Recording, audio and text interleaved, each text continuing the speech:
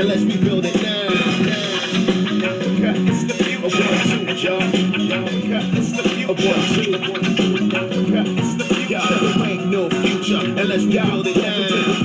United States, Africa, we salute ya. A new state of mind, I introduce ya. Close your eyes and visualize the rise of a new paradigm. Solar powered skyscrapers. Welcome to the Africa Must Unite podcast, a podcast dedicated to inspiring African people worldwide to rise up, organize, and struggle for Pan-Africanism, a unified, liberated, socialist Africa, the only permanent solution to the exploitation and oppression of African people, no matter where they happen to be born or happen to live in the world. Now please, welcome the hosts of Africa Must Unite. Africa's future is now, so get ready.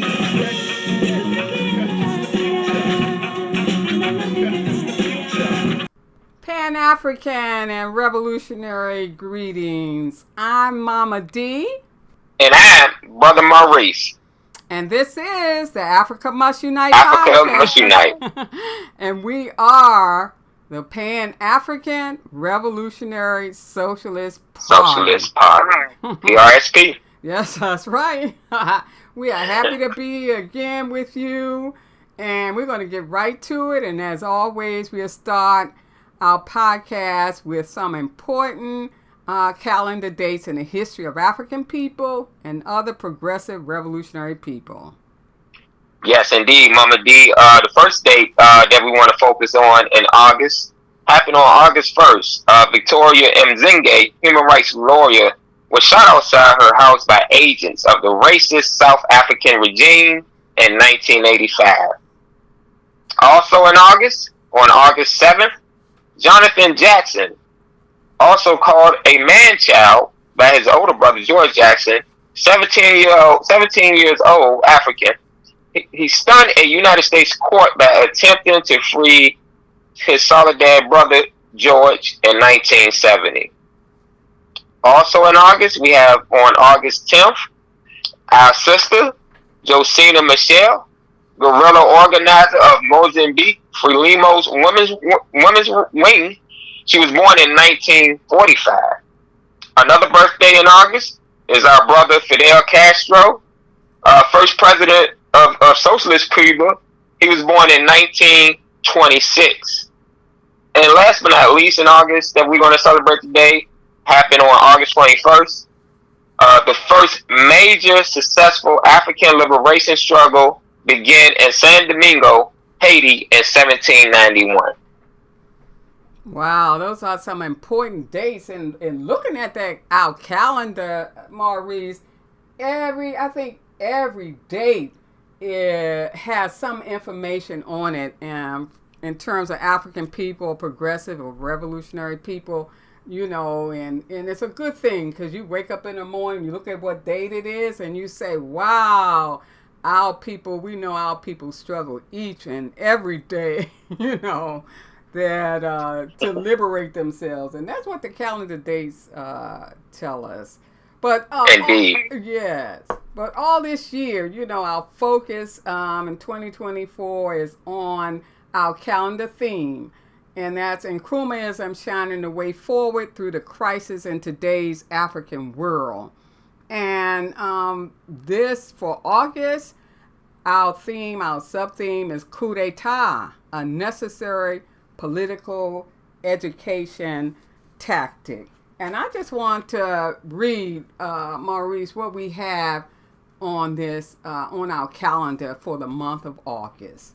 And we start with a quote by Osagyefo Dr. Kwame Nkrumah. And what he says is this: the NLC, in other words, is the CIA masterminded group that overthrew him in 1966. He says the NLC must be overthrown now.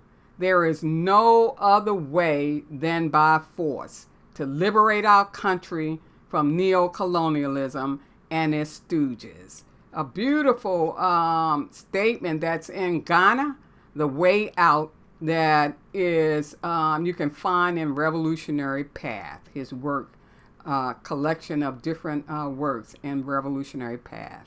And then we say in our calendar, Nkrumaism offers us tactical advice that shines the way forward to our liberation, a unified socialist Africa.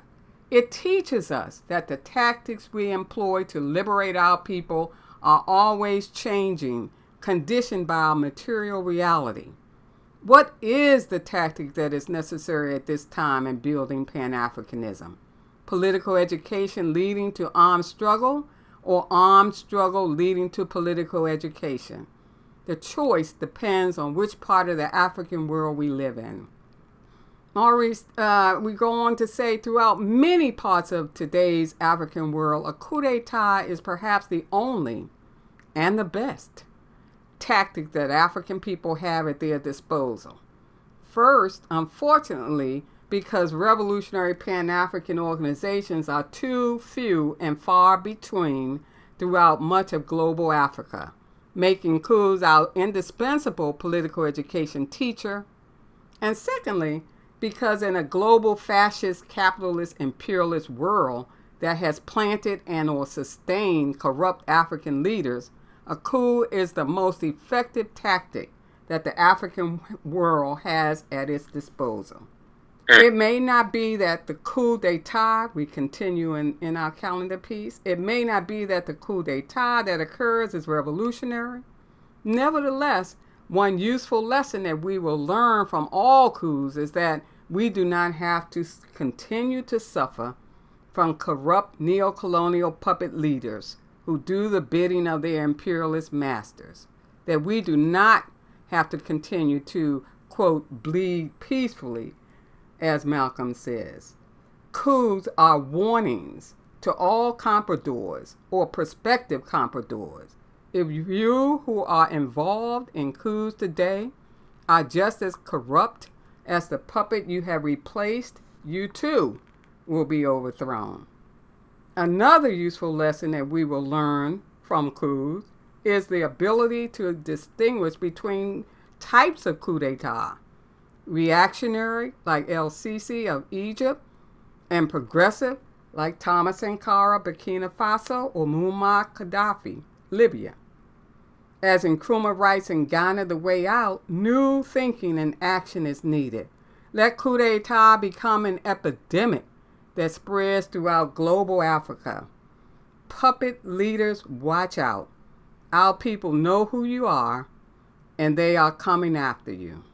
And we end this calendar piece, Maurice, with this quote from Kwame Nkrumah in Class Struggle, page 15, that the true class enemy of African people is the indigenous bourgeoisie. End quote. Indeed. So, this focus is very important because we always talk about tactics. We talk about our objective is Pan-Africanism, a unified socialist Africa. We talk about our strategy is organization. But our tactic, what is going to get us to succeed in building Pan-Africanism? And Maurice, since we are focusing on coup d'etat as a tactic, we need, I think, to first review the concept of it and the purpose, right, as we were talking about. Right. So we say tactics are the actions taken to achieve a specific end. In our case, the African Revolution. An African Revolution is not just a unified socialist Africa. It doesn't stop there because we are still not completely secure. We also want to see worldwide socialism and leading eventually to worldwide communism. So African Revolution comprises those three components. And because tactics are dynamic, they must reflect the requirements of a concrete situation. In other words, they must be suited to the conditions in which they are applied. In determining the appropriate tactics, one then must study the concrete conditions of the current reality that we live in, the material conditions that our people face today and the level of our people's political consciousness. We call that subjective conditions, and the enemy's motion, objective condition. Our people's reality is constantly changing, and the enemy's maneuvers, as a consequence, are constantly changing. Thus, due to the dynamic nature of tactics, one has to, Maurice, we have to study to be ready to determine the most appropriate tactic to advance the African Revolution. We're studying our current reality and seeing what's going on and saying what's going to free us today, because it might not be the same thing that freed us in 1960s or 1970s. So, right. Isn't that right, Maurice? That is so right. So on the necessity for determining the most appropriate tactic, let us quote Ahmed Sekou Therre, who writes, quote, "A revolution's development has to be permanently thought out and rethought, giving attention to the new conditions which it engenders." He writes that in Africa on the Move, his work, page 384. He also states that, quote, "The balance we have attained today will be modified tomorrow, since conditions will no longer be the same. The new conditions will entail new elements, and if we do not analyze these new elements which emerge in the people's life, our people's life, if we do not adjust accordingly the economic and social life, the revolution will stumble over these new conditions before it splits up against the reality." That too is in Africa, his work, Africa on the Move, page 293. And so, we summarize by saying this. What are we saying about tactics? Tactics are actions designed to achieve a specific end, and they depend on the subjective and objective conditions at any given time. So they depend on what's happening to us as a people, and they depend on what is happening with our enemy, how our enemy is maneuvering and moving in regard to us. The material conditions, the enemy's motions, as well as the political consciousness of our people are all factors that must be weighed. Well stated, Mama D. And just to add, for some time, we have stated that the tactic that must precede armed struggle is political education. We in the past have asked, how can we pick up arms if we do not know our identity, our enemy, our objective, and our strategy? However, Ahmed Sekou Therre stated, quote unquote, "New conditions will entail new elements," end quote, new ways, i.e. tactics for contending with the new conditions. We believe that the motion of today's enemy requires that we also consider the tactic of armed struggle leading to political education. That instead of quietly suffering, bleeding peacefully, as Mama D quoted Malcolm earlier in the program, such a tactic can help to educate us, make us conscious, or make us more conscious of our identity, of our enemy, of who our enemy is, and of what our objective will ensure our liberation, of what strategy will be best to help us obtain our objectives. The fact is that today, progressive or revolutionary coup d'etats may be a useful tactic. Mama D, interestingly, on July 26, 2024, the journal Business Insider Africa published an article entitled "The Top 10 African Countries Where Citizens Will Accept a Coup to Oust Bad Leaders," subtracting the 5 names of states which have already seen a coup recently, such as Mali, Burkina Faso, Niger, Sudan, and Guinea. The other 5 are as follows. We have Tunisia, Togo, South Africa, Cameroon, and the Ivory Coast. I believe it. They took a poll. They went to these countries and took a poll, and African people worldwide are just sick of bleeding peacefully. Here we in the U.S., are facing this new election that's coming up, and the messages we are getting is vote, vote, vote. Well, we want to vote for somebody who's going to help liberate us, not going to help us be in the position that we are in as beggars. So don't be telling me to vote for Trump or Harris or something. I want to vote for liberation. So, our people are organizing and unifying globally against their exploitation and oppression. And African states, too, have been unifying to strengthen themselves against the imperialists. Burkina Faso, Niger, and Mali, states that have recently conducted progressive coups, have been unifying in several ways, including withdrawing from the imperialist-backed ECOWAS and the forming of a mutual defense pact, the Alliance of Sahel States. But in all motion that we are in, whether we are forming socialist states individually, forming regional blocks of progressive states, it's important, too, to remember that we are still vulnerable, surrounded by neo-colonial states whose leaders are imperialist puppets, existing, surrounded by the enemy. These states, even regional blocks, they are forced to think of the minimum requirements for state security and the security of regional blocks.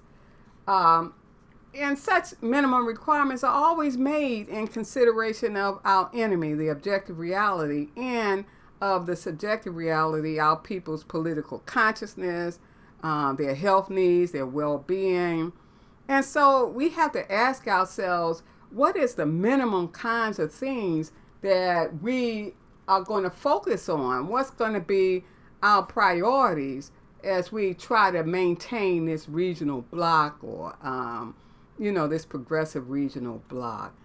And so, as one country or state has done, they banned homosexuality, and that's like one of their top priorities that they have done. And it seems, no matter what your feelings are about it, that while you are trying to sustain yourself from being threatened by imperialist forces all around you, who are encouraging ISIS and other organizations to come after you, who put Ukrainian forces inside or to, encourage these kinds of rebel realities, you have to say, what's my priority at this time? And it makes me think, Maurice, of how we are going to sustain ourselves when we are unified socialist Africa. When we first come together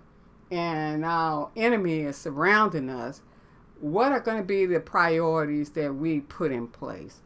And hopefully we'll think about things like your support of this unified socialist Africa, humanism, collectivism, egalitarianism. Because, Maurice, I think we're going to have to deal with many faiths. People have different spirituality beliefs, many ethnic groups, many persuasions people will have. I mean, we just emerging out of capitalist reality and still surrounded by capitalist reality and trying to build a socialist Africa. So we're going to bring all kinds of baggage or differences. You know what I mean? They may not be baggage, but we're just different based on our experiences as an exploited and oppressed people. So, all I'm saying, I think, is that initially we must focus on what's the most important principles that will ensure our survival.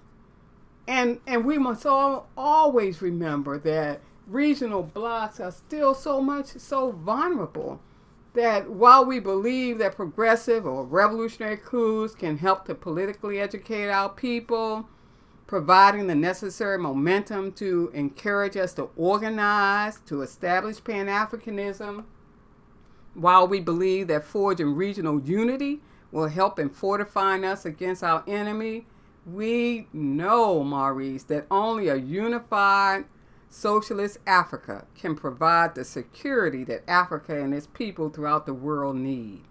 Is from land comes wealth, comes power, comes liberation. We know that formula.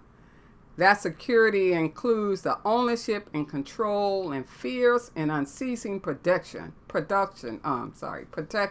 of our wealth for all global Africans. Let me read that again, or say that again. That security includes the ownership and control and fierce and unceasing protection of our wealth. For who? For all Africans living throughout the globe. That security includes the freedom to chart our own course for the sake of all of our people throughout the globe. That security includes the right to defend ourselves by any means necessary. And as Osagyefo Dr. Kwame Nkrumah stated in his speech to his parliament on the 3rd of September 1965, quote, only a united Africa can redeem its past glory and renew and reinforce its strength for the realization of its destiny. We are today the richest and yet the poorest of continents. But in unity, our continent could smile in a new era of prosperity and power, end quote. So we in the PRSP say, let's say it together, Maurice. A unified socialist Africa is not only possible, it's on the horizon. Yeah. Yes, yes. We yes. believe that. That's what we're working for. Otherwise, why are we existing? We're not slugs. We don't want to just eat and poop and die. We want to play our historic role in helping to free our people. Isn't that right, Maurice? That couldn't be no writer, Mama D. and I couldn't say it no better. And as the youth say, they say all facts and no cap. I know that's right. All throughout 2024, at times with the help of invited guests, our focus will be on the 2024 theme of our calendar, Nkrumaism, shining the way forward through the crisis in today's African world. Yes. So join us next month, September 2024, when we will discuss Nkrumaism, shining the way forward to the resolution of ethnic conflicts. Yes. And meanwhile, visit our website, Pan-African Revolutionary Socialist Party.org. Email us at panafricanrsp@gmail.com. Like us on soundcloud.com. Also, visit us on YouTube. And please make sure that you leave comments on not only our YouTube page, but also on our Facebook page. And that Facebook page is www.facebook.com. I probably gave a little bit too many W's, so Mama D, let me say that again. www.facebook.com/Pan-African Socialist / I know that's right. And what we always want to leave you with is this. Remember, organization is the key. That's our strategy, organization. Tactics change, but organization is going to see us through to Pan-Africanism. Organization is the key. Join us, the Pan-African Revolutionary Socialist Party, or some other revolutionary Pan-African socialist organization. And here we're saying it again, a union of African socialist states is on the horizon. Woo! To independence now. Tomorrow, the United States of Africa.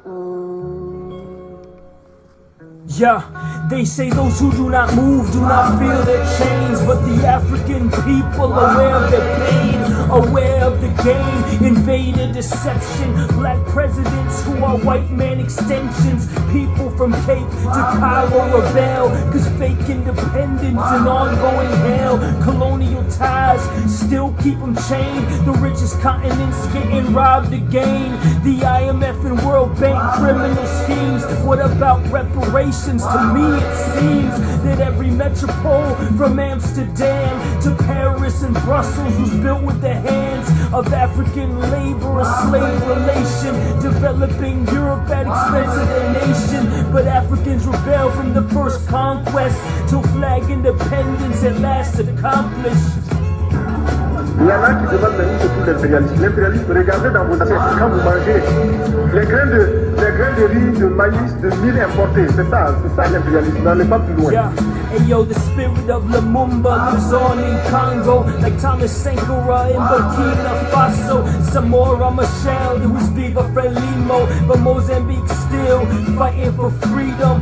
Why did these three who dared to invent the future then clash to the fullest extent with the colonizers? If we open eyes up, we can see the rich whites were scared of rising African power, real independence, a people's politics, anti-capitalist, so they stifle their growth in every way, so that South Africa looks colonized today. For any flaws of Mugabe, that ain't what they hate. Zimbabwe's not a colony, make no mistake. Look at AFRICOM, the African command, that's the US in a puppet shaking each other's hands. Divide and conquer is a hell of a tactic. They blame Africa for relations that backward. The whole basis was plundered from outside Rwanda, Uganda, Sudan's divides, pushing forward war for precious coltan, so cell phones and PCs are sold in lands where people don't know how they were constructed. Your Windows now functions from a child's destruction.